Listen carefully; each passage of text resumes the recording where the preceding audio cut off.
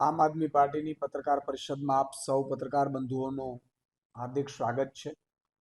આપે જોયું હશે કે જે રીતે આમ આદમી પાર્ટી અત્યારે ગુજરાતમાં લોકપ્રિય બની છે, આમ આદમી પાર્ટીનું વધતું કદ વધી રહ્યું છે, આમ આદમી પાર્ટીના જે નેતાઓ છે, આગેવાનો છે, એની સાથે લોકો જોડાઈ રહ્યા છે, લોકો એમને સાંભળવા આવે છે। ભાજપના 162 ધારાસભ્યો છે, સાંસદો છે, 25 એમાંથી કોઈને પણ સાંભળવા લોકો નથી આવતા। લોકો ભાજપના કુશાસનથી ત્રસ્ત થઈ ચૂક્યા છે। ત્યારે એક ગુજરાતની જનતાની આમ આદમી પાર્ટી ઉમ્મીદ બની છે, ત્યારે એનાથી બોખલાઈને ભાજપ વારંવાર ષડયંત્ર કરી રહ્યું છે। ભાજપ ગુજરાતમાં રાજ્ય સરકારમાં છે, પોલીસ એના કંટ્રોલમાં છે, એટલે પોલીસનો દુરુપયોગ કરીને ભાજપ આમ આદમી પાર્ટીના નેતાઓ ઉપર હુમલાઓ કરાવી રહી છે। તમે જુઓ કે પહેલા જામનગરમાં ગોપાલભાઈ ઉપર હુમલો થયો, આ પહેલા પણ અમારે છેત્રભાઈ ઉપર પણ હુમલા થયા, જેલમાં નાખવામાં આવ્યા। ગતરોજ અમારા ઓબીસી વિંગના પ્રદેશ અધ્યક્ષ પિયુષ પરમારની આગેવાનીમાં તે 1500 જેટલા ભાજપના અદના કાર્યકર્તાઓ અને નેતાઓ જ્યારે ગોપાલભાઈ ઇટાલિયાના હસ્તે જોડાયા, ત્યારે આ ભાજપ જેનો નેતાને કોઈ સાંભળવા નથી આવતું, ભાજપના નેતાઓને, જે ભાજપના નેતાઓ કોઈ લોકપ્રિય નથી, માત્ર ને માત્ર નરેન્દ્ર મોદીના નામ ઉપર બસી ગયા છે સરકારમાં, એ લોકોએ કેટલી નિમ્ન કક્ષાની રાજનીતિ કરી। એમણે એક યુવાને જે વિડીયો બહાર પાડ્યો છે અને એમણે જે કબૂલ્યું છે એ પ્રમાણે કેટલાક લોકો 50,000 રૂપિયો કે 25,000 રૂપિયો આપીને ગોપાલભાઈ ઉપર જૂતું ફેંકવાનું એમના કહી રહ્યા છે। એ યુવાને સ્વયંભૂ કહ્યું છે, એમણે એવું પણ કહ્યું છે કે મને દારૂ પીવડાવ્યો, રૂપિયા આપવાની વાત કરી, અને પછી ગોપાલભાઈની સભામાં એમના ઉપર ચપ્પલ ફેંકવાનું નક્કી થયું। એ મેં સાંભળ્યું છરી લઈને પણ આવ્યા છે, અમારા પિયુષભાઈએ ત્યાં જે રીતે નિવેદન કર્યું છે એ પ્રમાણે ભાજપ કેટલી નિમ્ન કક્ષાની પાર્ટી છે કે યુવાનોને બરબાદ કરી રહી છે। યુવાનોને રૂપિયાની લાલચ આપીને બેરોજગાર યુવાનોને એ દારૂ પીવડાવે છે। દારૂ પીવડાવીને આમ આદમી પાર્ટીના નેતાઓનું મોરલ ડાઉન થાય, નેગેટિવ મેસેજ જાય, એટલા માટે થઈને જૂતા ફેંકડાવે છે, ફેંકાવે છે, ચપ્પલ ફેંકાવડાવે છે। આ યુવાનોને ખરેખર ખતમ કરવા માટે મને લાગે છે કે ભાજપ નીકળી છે। આ હદે એક તો આ હુમલાઓ પરથી 3 વસ્તુ નક્કી થઈ છે કે આ ભાજપે હુમલો કરાવડાવ્યો છે। આ યુવાનનો આપને હમણાં વિડીયો પણ આપીશ, આપ પાસે હશે પણ ખરું। યુવાન કબૂલે છે કે મને 50,000 રૂપિયો કહેવામાં આવ્યો, મને દારૂ પીવડાવવામાં આવ્યું। દારૂ પીવડાવવામાં આવ્યું એવું યુવાન કહે છે, પછી પોલીસ એને પકડી લઈ જાય છે તો દારૂની વાસ નથી આવતી। ઈશુદાન ગઢવી જિંદગીમાં દારૂ નતો પીતો તો એફએસએલ માંથી પાછા રિપોર્ટ આવી જાય છે પોઝિટિવ।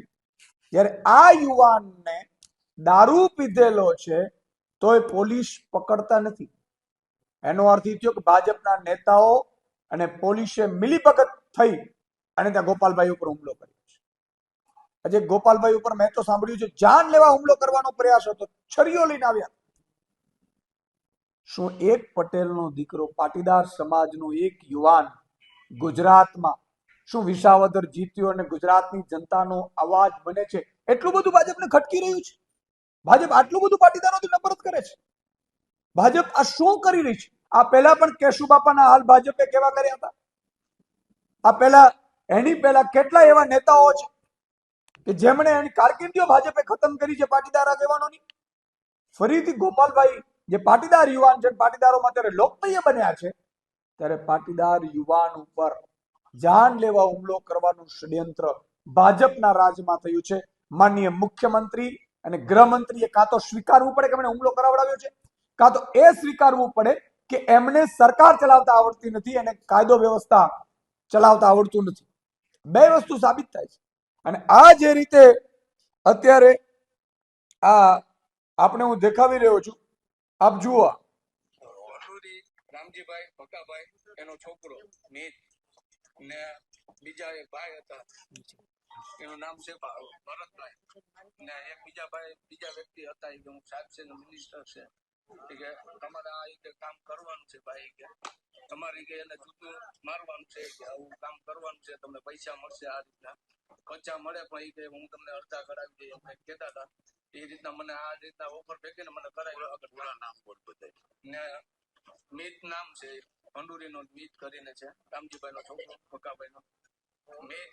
અને એક બીજા બાપભાઈ, રાજુભાઈ કરીને 4 વ્હીલ વાળા ભાઈ, ને એક બીજા ભાઈ હતા, એને મારું નામ. પોલીસમાં કોણ હતું? ને એક કોક ભાઈ હતો ડ્રાઈવર કરીને, એ કે હું પોલીસમાં છે ને આમ છે ને તેમ છે, એ કે તમે કઈ વાળ વાંકો ના થવા દો, કે તમે કે આ વસ્તુ કરજો જરૂર. ને મને માણાવદર ખાસ ગાંઠી ફેરવા આવ્યું કરું, હું પ્રોગ્રામ કરું છું, વગાડવાનું કરું છું. માણાવદર વગાડવા વહી ગયો તો મને ત્યાંથી ચડી ગયા ને જબરજસ્તી દારૂ પાઈને વગાડવાનું કરે કે આ બગાડવાનું કરે, એ રીતના મેં મને લઈ ગયા હતા. આ રીતે માળિયા કે માળિયા એટલે મને માળિયા મને રાતે પોલીસ સ્ટેશને લઈ ગયા હતા. તમે વિચાર કરો, આ બેરોજગાર યુવાન જે વગાડવાનું કામ કરે છે એને 4 વ્હીલ લઈને આ લોકો લઈ આવે છે. આ યુવાન પોતે સ્વીકારે છે સામાજિક આગેવાનો પાસે, અને એમને દારૂ પીવડાવે છે, રૂપિયાની લાલચ આપે છે. ભાજપને હું કહેવા માંગુ છું કે અમે શું ગુનો કર્યો છે? ગુજરાતની જનતા માટે અવાજ ઉઠાવીએ છીએ, ગુજરાતની જનતા માટે લડી આવ્યા છે. તમે વર્ષોથી કુશાસન કરી રહ્યા છો. અત્યારે બેરોજગાર યુવાનો પરેશાન છે, ખેડૂતો પરેશાન છે. તમને ગામમાં કોઈ ખેડૂત ઘૂસવા નથી દેતો, ટેકાના ભાવ નથી મળી રહ્યા, ટેકાના ભાવે પણ તમે ગડબડો કરો છો. તમે ખાતર નથી મળી રહ્યા, એમાં પણ નેનો બટકાવો છો. બેરોજગાર યુવાનોને તમે પેપર ફોડો છો, નોકરી નથી આપતા સરકારી. ચારે બાજુથી તમને જ્યારે તિરસ્કાર મળી રહ્યું છે, ત્યારે આમ આદમી પાર્ટી ગુજરાતની જનતાની ઉમ્મીદ બની છે.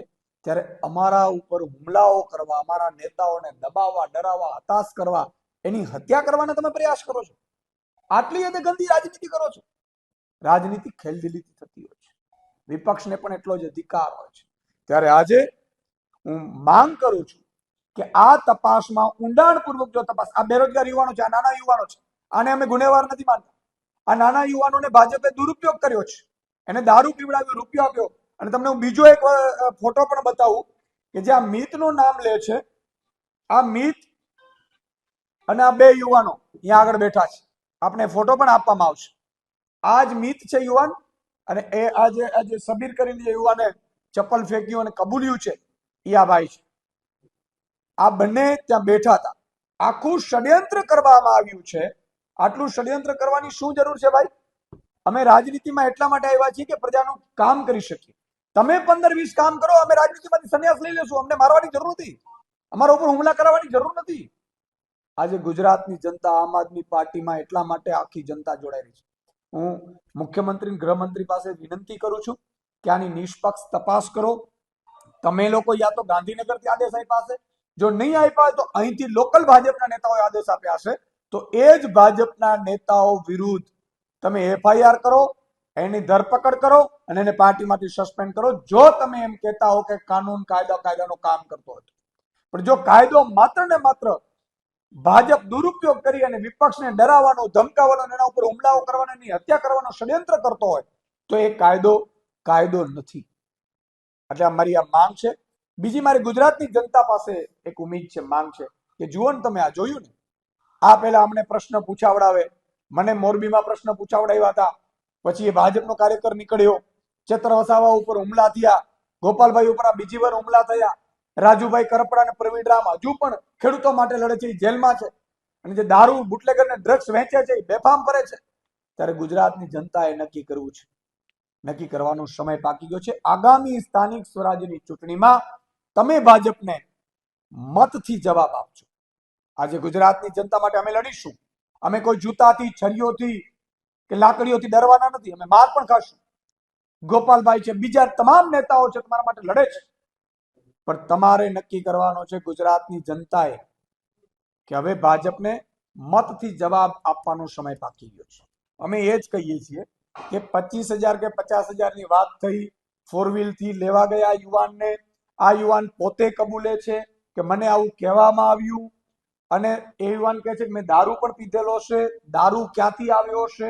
કારણ કે ગુજરાતમાં દારૂ લાવવો હોય ભાજપ સિવાય કોઈ લાવી ન શકે. વિપક્ષને તો ભાઈ એમને મેં અંદર કરી દે. તો ભાજપે દારૂ લાવ્યા છે, આમાં પોલીસ મિત્રનું નામ બોલે છે.